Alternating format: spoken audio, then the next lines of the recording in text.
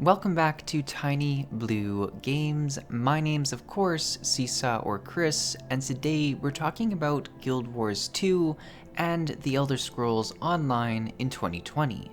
Now, this is another comparison video. We did one about 2 weeks ago about Guild Wars 2 and World of Warcraft, and people seem to really enjoy it. It somehow has gotten over 300 likes already, which is crazy. So I really wanted to make another one for you guys, and a lot of people were recommending comparing Guild Wars 2 to The Elder Scrolls Online. Now, if we could shoot for 500 likes in the next 2 weeks, that would be crazy on this video, but I think we need goals, so let's go for it. The other thing I'm going to do in this video that I didn't do until later on in the other video is I'm going to put a poll at the end of the video, kind of a poll card, and you guys are going to be able to cast your vote for which game you think is better in 2020, which sounds really exciting, and I'm looking forward to sharing the results with people on the channel. So that's kind of a new little thing that I want to try. And hey, if you didn't do the poll in the last video, it is there now near the end, so check that out as well. Now, we're going to do this video in a very similar format to the last one, where I sort of break down the comparison into different sections. We are adding one additional section this time called Combat, because a lot of people wanted to make that comparison in the last video, and I was like, yeah, let's take that suggestion and let's put it in the video. But with that said, if you see anything else that's missing, do say so in the comments below, and I will consider it for the future videos where we do comparisons. So we are going to be looking at the new player experience, the leveling process, endgame content, the progression system, combat, as well as graphics. So we're going to go ahead and start with the new player experience.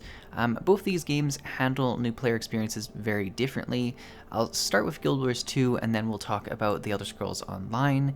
Guild Wars 2 is hands down one of the best new player experiences for one big reason: you get the entire base game for free. That's a huge bonus for anyone who's trying out the game, for anyone who wants to give it a shot before buying. You have so much content that you can do. You can go all the way to the level cap and you can explore a lot of what the game has to offer. Yes, there's some significant pieces of content that are locked behind the expansions, and that's something that you'll want to get to eventually, but you're able to get a good feel for what the game has to offer. Now, there are some limitations to the accounts as well that are free to prevent botters, so if you are a bot, you might not have a great time, but it is pretty enjoyable. And that being said, it's actually pretty cheap to get the rest of the game, as you just need to buy the expansions, and there you go, no sub fee, no nothing else. It's a pretty great game for value. I've said this in countless videos before. In terms of the dollar spent, there's no game I've been happier with than Guild Wars 2, which is just such a nice thing to say about it. Now, the other game, The Elder Scrolls Online, they don't necessarily have a free trial. What they do have occasionally is a free weekend, and this is actually how I got introduced to the game, so it does work, but you have to be kind of watching their channels, and then you'll see, oh hey, there's a free weekend coming up, and you can go in and dive into the game and check out what it's about. Then from there, you have to buy the game to play. There's no free version from what I've seen so far. Maybe I've missed it, and if I have, do let me know in the comments below. But you can buy the base game, which is quite cheap, especially if it's on sale. However, you can also go ahead and buy the newest expansion that will include all of the previous expansions with it, which is a pretty nice system. But that's where things get a little bit more complicated for The Elder Scrolls Online, because there are various ways that they monetize the game. We have the actual purchase of the game, we have expansions, then we have DLCs and ESO+. DLCs are like really big sort of content patches that aren't expansion worthy, and they're not free to everyone. You have to buy them out of their crown store. Alternatively, you can have ESO Plus, which is their Prime membership that gives you a lot of other perks, and if you have that activated, you get access to the DLCs as well. So it's not really friendly for new players. I see in the Reddit all the time, people are asking, what do I buy first? What DLC do I buy? How does purchasing the game work in this game? It's very complicated, which is a bit intimidating for new players, but at the end, you kind of have a lot of choice about how you want to actually go about paying money. So it does give you a lot of options as well. So there is kind of a plus minus to it, but it's definitely the more expensive game, I'd say, out of the two of them. However, there is more content that gets pumped into the game because of that. So it is a double-edged sword. All right, moving right along, we're going to talk about the leveling process. We're going to start with Guild Wars 2 once again, and then talk about Elder Scrolls Online. I don't know why, but it just keeps it more clear in my mind if I have them separated on the same side. And I say the same side while I move my hands, but you can't see that. So you're just going to have to trust me that I'm holding my hands up when I'm talking about one game and then holding the other hand up when I'm talking about the other game. But let's get into it. Guild Wars 2 exploration is really the name of the game. There's, a whole big world for you to level in. You can pretty much go to any zone and you'll get scaled to whatever the zone is, and you can level with friends anywhere. Even if you're a different race, you'll have to go through the first few levels and then, book it to the other end of the map if you want to play with your friend of a different race. But it's really easy to do that, and once you have explored a region, you have all these waypoints that allow you to go back to them, so it's really nice that way. You do have the option of doing dungeons, and it gives you a fairly good amount of experience for the first time. You have a fair amount of heart quests in every region. This is sort of a system that was new to the MMO scene back in the day, and Guild Wars 2 has been on and off about it throughout the rest of the content as you go into the expansions. But for the base game, you're going to see hearts everywhere. They kind of just guide you to different areas to investigate in the map. You'll also have different events that happen, and whenever those do happen, you should take advantage of them because they're just XP. The happiest moment for you as a leveling player in Guild Wars 2 is when you have a heart and you have an event that happens right at the heart, and you can kind of complete both at the same time. That's a really nice combination. Now, this time, The Elder Scrolls Online is a little bit more similar to Guild Wars 2, as there is room for a lot of exploration as well. You can go to any zone, and you can go about just discovering the world. There are, however, lots of quest chains that'll feel very familiar to single-player games. I mean, if you've played Elder Scrolls games before, you'll kind of get the feeling for it. That will kind of lead you through the zone or lead you to different areas. They're all voice acted, which feels really, really good for new players. I was tremendously impressed that all the side quests were voice acted when I started the game. I think it's one of their biggest value pieces that really makes you feel good about buying the game. It's just that you get to hear everyone's wonderful voice. It's just excellent. But there's also a lot of other ways to level as well. One of the biggest ways to level that I've enjoyed is the daily dungeon and daily battlegrounds. These are two different queues you can do, and you'll get paired up with a random group, or you can do it with a group of 3 other friends, or you could for battlegrounds. However, this is temporarily being changed. I don't know. It's one of my biggest angering things about Elder Scrolls Online right now. And, if you watch this in the future, hopefully this isn't an issue anymore. But they recently removed group queue from the Elder Scrolls Online battleground system to try and prevent people from playing pre-mades and rolling over people. However, I don't know how much of an issue this was for low-level leveling groups, so I'm kind of upset about it. We're not going to get too into it. It could be a whole rant, but we're not going to go there. But yeah, so there's the option to do that. And really, if you wanted to be the most efficient, and if you wanted a lot of different people at max level, you could have people that are all in the leveling bracket and just log on to each of them and do your daily battleground, daily dungeon each day, and you would, you'd make a lot of XP. You can do this all the way from level 10 to 50. 10 to 49 for PvP is a bracket. However, 10 to 50 is a bracket for dungeons. So you can even do regular dungeons with your friends that are already level 50 if they, need some XP or something like that for champion points. So it's a very flexible system, and it feels really good for new players. So this is the new one for this video. We're going to be talking about the combat system. I think combat in MMOs is a really important thing to talk about, and looking back at the World of Warcraft versus Guild Wars 2 video, I'm kind of surprised I didn't tackle combat. I think it's because it's so different between those two games that I didn't even need to talk about it for some reason. However, in this video, they kind of both take a different approach to action combat, and it's definitely worth talking about. So thank you very much for the suggestion to add that. You guys are awesome. But combat, let's get into it. Let's talk about Guild Wars 2 and what they do right, I think, is that they add an element of combat, or of action combat, without taking it too far that it feels terribly clunky. What we notice is as you get to the more high end, like raids and metas and stuff like that, Guild Wars 2's combat feels much more fluent than the Elder Scrolls Online. That will feel a little bit more choppy and a little bit more clunky. You might have a bit more animation canceling. There is some animation canceling that happens in Guild Wars 2, and certainly some of the classes have pretty weird rotations that you have to maintain that can hurt your fingers a fair bit and your brain.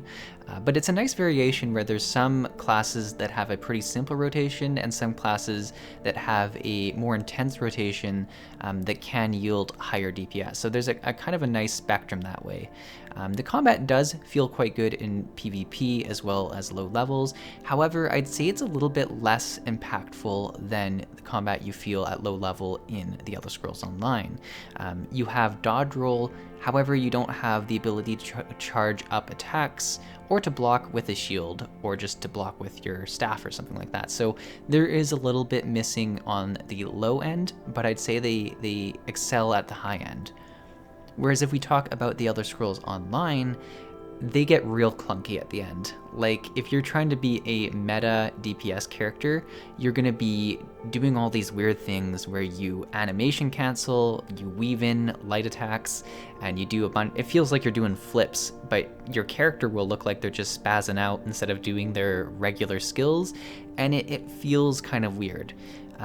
So it's not the best, but if you are someone who enjoys it and you enjoy kind of the subtle complexity of it, you might enjoy trying to min-max it. It's definitely not for everyone. However, I'd say on the low end, if you're just someone who's exploring the world, leveling, doing PvP even, it can feel quite rewarding to play the combat. The hits feel very powerful.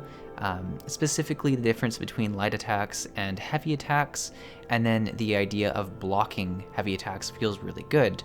I've never had more fun on a tank in a game where I've actually had to pay attention to a heavy attack coming from a boss, and if I don't, I'm gonna get flung across the dungeon. So it's got a nice mix to it, and I think it's got kind of a good start that really engages with new players, and I think it's really fun and makes the questing experience fun too, which is a really big job for combat in a lot of MMOs. I mean, there's a lot of MMOs out there that are just terribly boring, and the number one reason is the combat is boring. So I think both of these games do a lot better job than a lot of other MMOs. Alright, so now we're going to dive into the endgame content. This is a pretty big topic when we're talking about MMOs, because yes, the leveling experience can be fun, it can be boring, but at the end of the day, you're going to be spending a lot of time at endgame. Now, Guild Wars 2 offers a variety of different content. I mean, both games do, but let's dive into Guild Wars 2 first, because that's just what I'm doing apparently. Guild Wars 2 offers dungeons, fractals, raids, strike missions, SPVP, or structured PvP if you prefer, and worldview world. I think that's broadly all of the topics that you can do at endgame.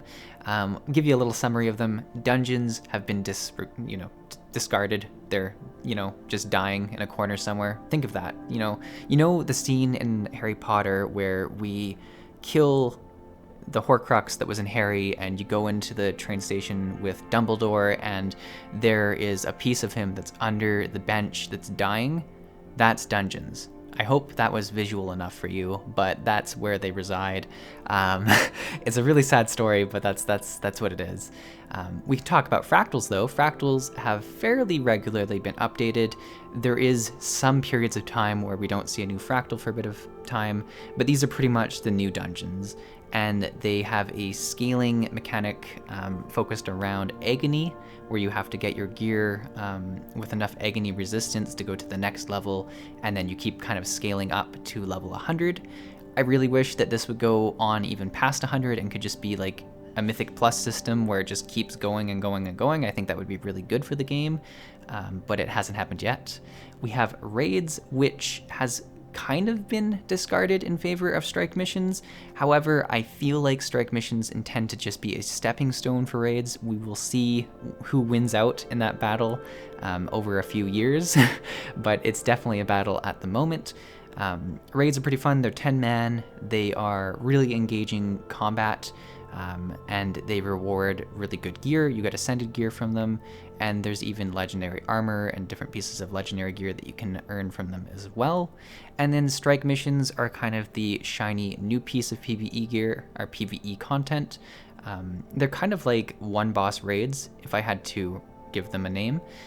They're a little bit, well, they're a fair bit easier than raids, but it's kind of a muddy step where certain fractals can be like the hardest piece of content, and raids can be all over the place, and strike missions have been really easy, but there's also been some that have been released that are pretty hard.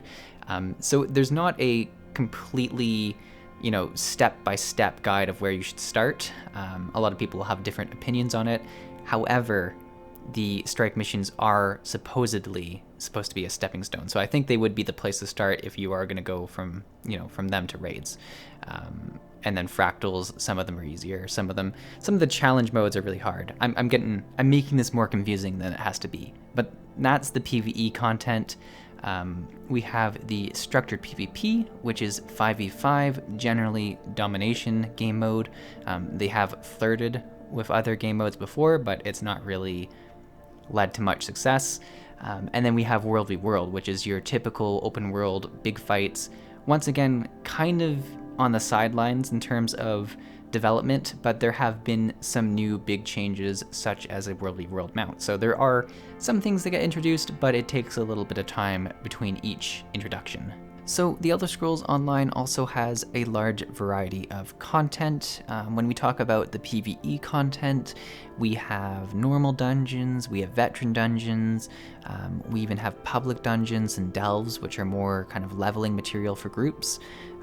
We then go on to sort of harder DLC dungeons, as well as trials, being kind of their take on raids, which have been fairly frequently added to the game. I think there's generally at least one trial that comes with a new expansion, but really, if you're really into 4-person dungeons, you're going to have just a ton of dungeons to go through, and they're each quite unique dungeons that do have a very interesting story and tend to play with a very interesting mechanic. Especially some of the DLC dungeons get quite interesting and challenging, so there's a lot of group content there that's quite enjoyable.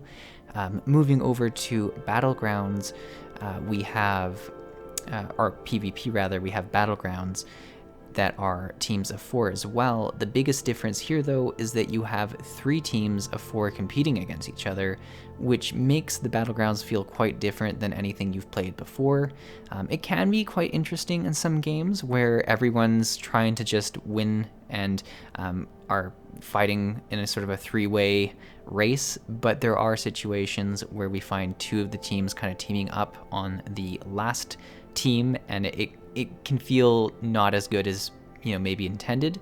There's also a nasty situation of people having Battlegrounds start where they only have 3 of their 4 players there, or 2 of their 4 players, and this has even happened recently now that they've got the single queue. I haven't seen it improve much, and it really hurts when there's only 4 people and someone doesn't show up. You really feel that difference. So there's a bit of an issue there as well. But overall, I have a lot of fun in Battlegrounds. I just wish I could queue with friends. And then we have open world PvP, or instanced big siege PvP. They call it their Cyrodiil map, I believe. and it's very similar to World v World, where you go around and siege castles, and you get to face off against a bunch of different people that kind of travel in packs. As you do, there are the ability and chance of fighting people kind of 1v1 or just ganging up on people. It's a lot of fun. If you're someone who likes to hide in the shadows and just attack your prey, you'll probably have a good time. So one of the ways these two games are the most similar to each other is the progression systems. Now, both games are horizontal progression systems, meaning they aren't a continuous treadmill of gear. I'd say, however, that Guild Wars 2 is more horizontal than The Elder Scrolls Online, as The Elder Scrolls Online have the system called champion points that is kind of a very continuous grind for stat points amongst all your characters. It is account-wide, and there is a cap on when gear stops scaling, but you do get a small amount of power that increases for quite a while once you've hit max level, whereas Guild Wars 2, you can very quickly hit that max point where your gear is going to be min-maxed, and you're just working on masteries at that point. Masteries in Guild Wars 2 are very horizontal, where they just increase different systems in the game, such as mounts, such as gliding, such as different ways of interacting with the map, and it feels very much horizontal, where the champion point system in The Elder Scrolls Online does affect stats, does affect your ability to fight other players, to fight other monsters, so there is that continued growth. Both games, though, don't have an item level that continues once you've hit the max. Each expansion doesn't add a new level cap, and you just really focus on potentially getting different gear sets if you want, to really switch up your builds, maybe getting a different gear set for a different build type or a different skill or something like that. But once you have reached a certain type of gear, you can come back to the game even after a large break, and you're not going to feel as outdated as you would in a game like World of Warcraft or Final Fantasy XIV. So they're both horizontal, they just have slight variations in them, where I'd say Guild Wars 2 is slightly more horizontal, and The Elder Scrolls Online is one step towards vertical progression, but not that far. So finally, we're going to be talking about the graphics of the games. This is probably the most opinion-based section. Some people are just going to like one thing, and some people are going to like the other thing. I'd say in terms of overall quality, the Elder Scrolls Online graphics look a bit more fresh, a bit more new. Specifically in some of the newer zones, some of the ways they deal with lighting and stuff like that looks just phenomenal. I'd say it has a bit of an edge. In terms of the overall impression of the art style, the Elder Scrolls Online has more of a realistic look to it. If you've played an Elder Scrolls game before, you're going to feel fairly at home, whereas the Guild Wars 2 has more of a high fantasy, a bit more flashy. Certainly if you look at any of the legendary weapons, you're going to be just in awe compared to how any other game deals with visuals. Some of them just look absolutely gorgeous, but they are quite flashy, and they do catch your attention in game, which some people love. But yeah, that's my take on the graphics. Everyone's going to have their own thoughts on that section for sure. Wow, so this turned into a really long video. I always jot down these notes and I'm like, oh, this isn't going to be such a thing, and then I start recording and I start rambling. There's so much you can talk about when comparing two MMOs, and I'm sure there's a ton of stuff that I've missed in a bunch of different sections. I will go ahead and mention that I am a newer player to The Elder Scrolls Online, whereas I've played Guild Wars 2 for a bit longer. So there's more chance of me missing different things that I might just not have experienced in The Elder Scrolls Online. And if that's the case, do be sure to mention that in the comments below. But at this point in time, I'd love to hear your thoughts on these two games. There's going to be a card in the top right asking you to cast your vote for either Guild Wars 2 or The Elder Scrolls Online. Go ahead and vote. I'll be sure to keep updating the channel with how this poll goes and how other polls go as well. So if you haven't subscribed, I'd love for you to be a part of our community. We love talking about MMOs, and we have a lot of fun doing it. So yeah, welcome if you join, and welcome if you don't join. We're happy to have you either way. But yeah, that's where I want to end this video. I think I've talked for just about enough, and I look forward to seeing you in the next video. Thanks for watching.